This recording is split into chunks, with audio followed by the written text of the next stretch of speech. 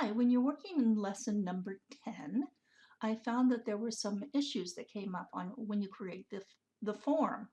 First off, when you get ready to prepare the form, it's pretty simple in that you just tell it to, it finds its own form fields. And these are the form fields that it found. Actually, I added a couple here, but that's later on in the lesson. And then you're going to add the email form field and the feedback form. Now, the feedback form, you're supposed to change the field to a multi-line 750 characters. Now, the problem that I ran across in is not the instructions, but when you go the preview, you don't see the form fields. And this is really unusual. I've never seen this before because it usually shows the form fields and I couldn't find where they were actually turned off. So I went back to the edit menu and there is a workaround. That workaround would be that you select all of this, all the forms, right click them, go to properties, and if you look at the appearance, what mine originally had was this funny little question mark on the fill color and the border color. So what I did is I changed the fill color to a very light blue, and of course you can any light color would be fine because it should not it'll just look good better. And then I think I still need to select these two down here and do the same. Let's see. Control. Now I got them both. Nope, I don't. Okay, properties. Let's go into the fill color again and we'll choose the lighter blue. No, that's not the right blue. So I'm going to come back to other color again. And it was over here, that blue. Okay, and close, and make sure that the email field does the same. Now the thing that's strange about this is that, like I say, I've never seen a form do this before. So I don't know why it's doing it. I don't have an answer. I just know that this is a workaround. If I click on preview, now it shows those form fields shaded like it does in the textbook. The next process that you go through after you've set these buttons here, the on-off button, is you create the reset button.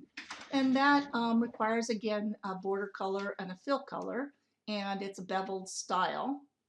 And you're also going to be doing to reset the form and set the attributes on the button. So when we go and look at the appearance, that's what you would look at, and we close it. And if we were going to do a preview again, this is what we would get.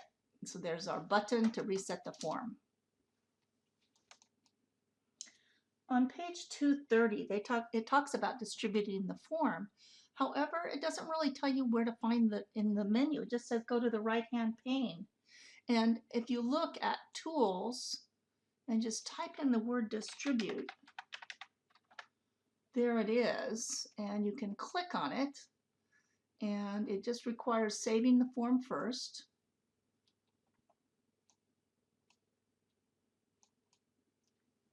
And then you get the message that it says on page 230. So that part of it is not as straightforward as I would like it to be, but that's what you need to do. Okay, so then you click on continue here. And this happens to be the email address. It's the default email address for my Microsoft Outlook. If you're using a different one, then you want to make sure that you fill in that information. Your instructions are telling you to send using the Adobe Acrobat DC. So if I click on next here, I'm going to get the right screen and I can send it. In this case, I'm going to send it to myself in my other email address.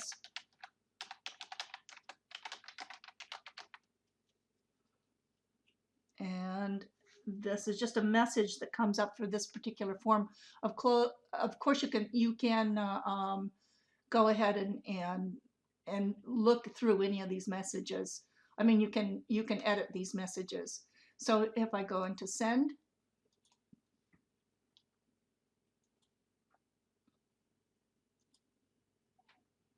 you can see that the email is now sending.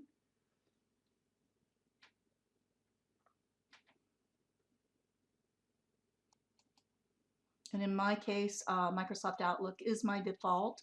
So I'm going to click on continue.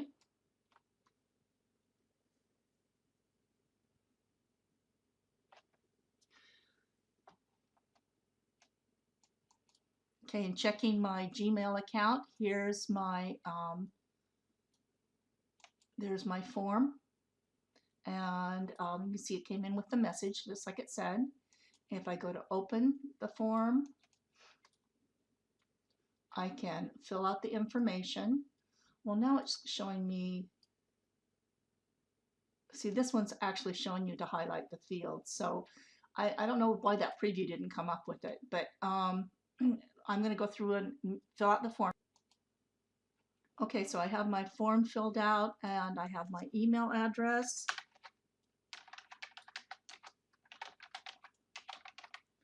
And this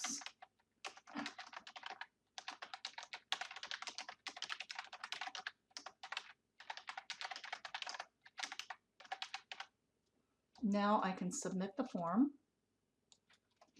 and see it's coming back to the original sender. I send it, and this, I am using Outlook. I could, if I was going to use my Gmail account, I could change to one of the other accounts here, but I use Outlook, so I'm going to click on continue.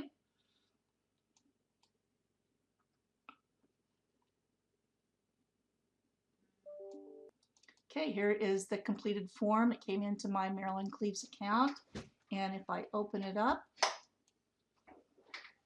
it's all filled out, and this file is completed, and it just tells you, do I want to add any kind of response? I can click OK, and that should go on to where we want to be. And this is what happens with the forms.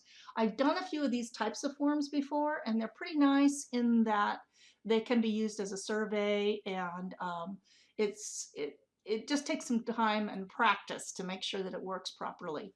But if you can see that if I had multiples comes in, I would still have a column here that I could grab information from and filter out what's going on with these reports to track it.